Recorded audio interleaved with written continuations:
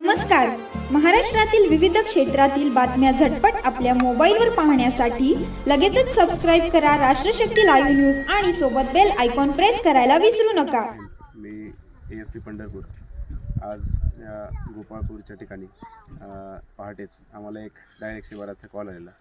त्याच्यामध्ये एक व्यक्तीला इजा झाली आहे अशी माहिती त्या 112च्या कॉलमध्ये होती. त्वरित घटनास्थळी आमची पोलीस टीम पोहोचली व इथे आल्यानंतर इथले जे ऊसतोडीची एक टोळी येथे स्थायी आहे असे समजले व या ऊसतोडीचे टोळीचे मुकादम यांनी हा फोन केलेला.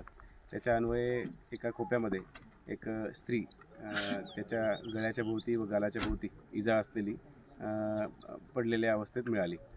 तिला त्वरितच आपण हॉस्पिटल रुग्णालयात दाखल केलं व त्याबरोबर तेथे रुग्णालयात ती मृत आहे असे घोषित झालेले होते आणि जे इजा असल्यामुळे त्यांचा आपण इन्क्वेस्ट व पोस्टमॉर्टमसाठी रुग्णालयात ते पाठवून दिलेले आहे.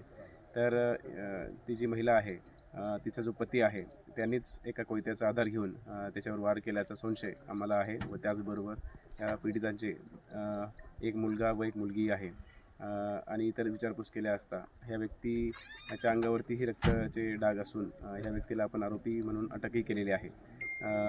तर असा जो गुन्हा आहे या ठिकाणी घडला आहे आणि आमची पोलीसची टीम आहे फोरेन्सिक व्हॅननी येऊन इथे जे काही मर्डर वेपन आहे तोही आम्ही ताब्यात घेतलेला आहे व आरोपीला अटक करून इतर जे पुरावे आहे तेही एकत्र करण्याचे काम या ठिकाणी सुरू आहे.